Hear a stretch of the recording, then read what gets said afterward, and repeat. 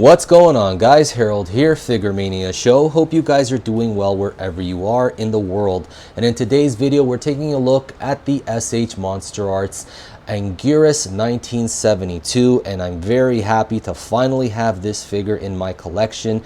This is one particular figure that I've been wanting in the S.H.Monsterarts line for a very long time. I felt that this particular character was underappreciated in the Toho universe, and we finally have a really good representation in figure form of Anguirus. Now, before I go any further, I want to give a special shout out and thank you to Kowkistoy for sending me this figure for review. And if you guys are looking to pick this figure up, you can do so at kowkistoy.com. This figure is currently in stock at Kowkistoy. You can use my promo code Figuremania-kowkis to get 6% off. Now let's continue with the review of this really cool looking figure. Let me start off by saying that this figure is exactly how I saw him back in Tokyo for Godzilla Day in November, and I'm very pleased with him. I think the sculpting detail is nicely done. Let me just turn him around for you guys so you guys can get a nice look at him. Very nice sculpting detail. I really like it. The spikes and everything. Thankfully, these spikes don't feel sharp, and they're not necessarily, there is like a little bit of like if you push on them, which I don't recommend that you do. I mean, it does bend a little, so there is a it is a little malleable, but I recommend that you guys not fiddle around with the spikes. Okay, and like I really like the paint apps on the spikes themselves. So like towards the base, there's like a darker brown, and as it goes up further, there's like the white shading, the bone colored shading, which is really nice. Also on the face, it's also there's nice texture, there's nice paint app, the way the skin fades to the horns, it's all nicely done. Okay, so let me just open up the mouth a little bit. I mean, at least on my figure, this is the maximum range that I can open the mouth on my figure. So I don't think it needs to open up any further. I mean, this is fine. The details in the mouth and the teeth and everything, they're all nicely done. Let me just see if I can adjust the lighting here so we can take a look at the paint out, the details in the mouth. Let me see. Yeah, it's a little bit difficult, but I'll try to do that later for you guys. In terms of articulation and posing, this figure offers a lot of range for you, and you guys are able to put them in some fun poses that you're able to pull off, such as this pose that you see right here. So let's take a closer look at the articulation from head to toe. So let's begin the articulation demonstration. So let's start off with the head. So with the head, there's very nice range with the head. So like if you have your figure down on all fours, I mean, of course it can it's designed to do that. Now with the neck, there's 1, 2, 3 parts to the neck, and you're able to move it up and down. So there's like a good amount of range. So if you want to get him into that pose where like he jumps and he smashes his carapace up against an enemy. For the simplicity's sake, I'm just going to call this part the turtle shell. Okay, so I mean you're able to do that pose quite easily, thankfully. So you can arch him in such a way that you can pull that off, and this is so look at that.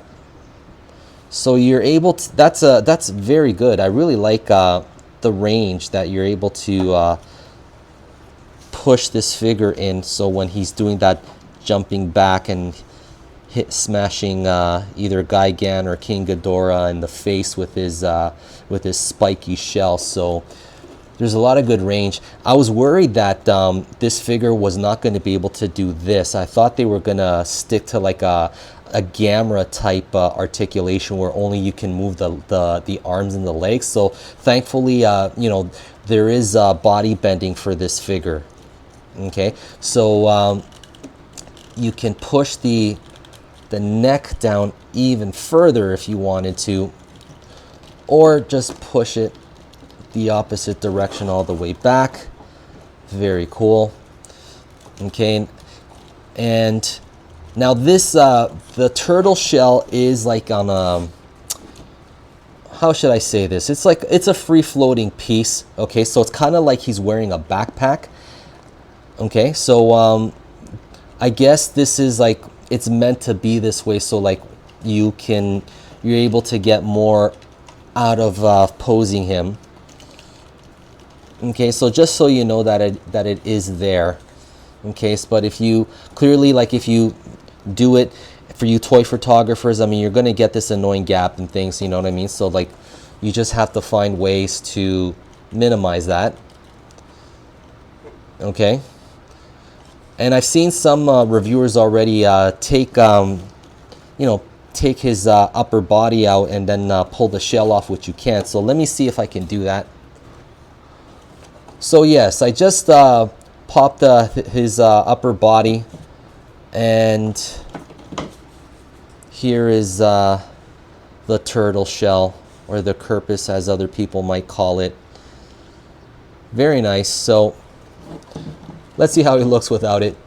I'm pretty sure it's going to look kind of goofy on him. So, and it does. But you can do fun things with this, you know what I mean? Like if he's like, you know, if you wanted to do something fun where he's just running into his house, putting on his turtle shell. I mean, for you stop motion artists, you could do that. You could do some fun skits with that where he just puts on his turtle shell and he goes off to work or something, you know. So you just got to make sure that if you look here, the way that this is constructed. So very interesting. So let me just put let me put them back together.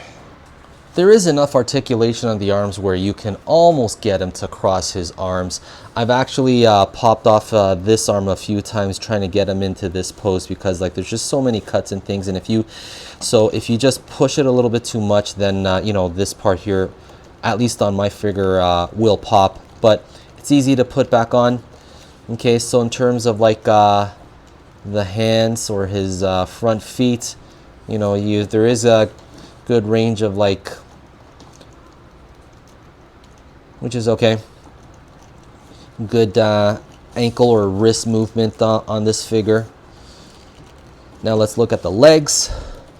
So the legs, you can, now one of the coolest things about the leg articulation is that you can push the ankle all the way to how you can get them like this. And there's also toe bend here. Okay, so, and if you want to get them down on all fours, you can do that. Posing this figure on all fours is really easy.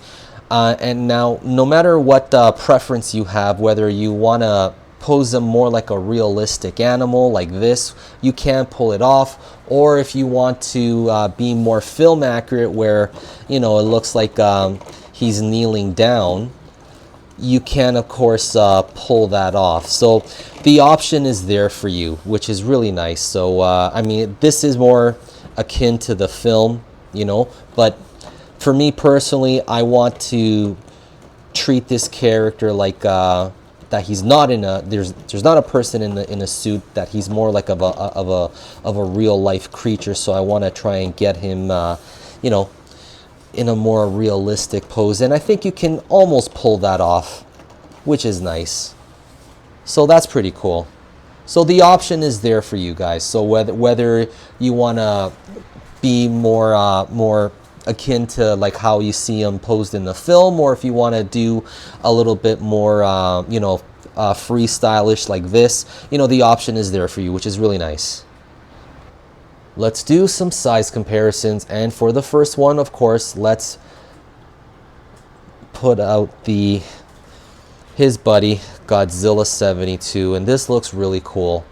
I did a few photos with these two guys, and they look really nice in photos, and I really like how they scale. I do believe that the scale is more or less accurate to how you see these two characters in the film. And for the next size comparison, of course, we have Gigan 1972, and these guys look fantastic together.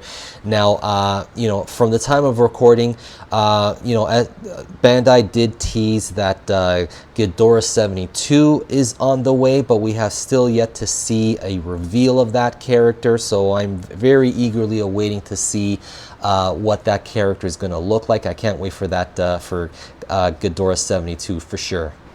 For the next size comparison, we have Jet Jaguar 73, and I think this works. Very charming looking.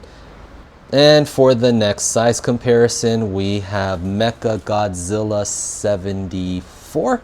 I can't remember, but this figure came out many moons ago, and at the time, you know, they didn't take into account you know, the scaling, because obviously if you look at this, I mean, you know, Mecha Godzilla is out of scale compared to everybody else. So hopefully, you know, if Bandai will consider doing a second Mecha Godzilla that will scale, that is in scale with these guys here, that would be really cool. And for the last size comparison, here we have Baragon. Now this Baragon figure is the Sci-Fi Revoltech Baragon, and this came out again many moons ago, and at the time a Revoltech Anguirus released alongside of this guy too, and they were in scale with each other. So I don't have that Anguirus, but given if you look at the size difference between these two, and I think Anguirus was pretty much the same scale of this figure right here, so you can clearly tell, you know, there's a big size difference between the two characters. And that concludes the review. Thank you so much for watching, guys. I hope you guys really enjoyed it, and I hope you guys are interested in picking up this figure. I mean, I think it's definitely worth the pickup for your collection. He poses really well, very charming figure, and if you guys are Anguirus fans like myself, I mean, yeah, you shouldn't miss this figure for sure. All right, guys, thank you so much, and please stay to the end for the toy photography gallery and the behind the scenes, and I will check you guys in the next video. Take care, everybody.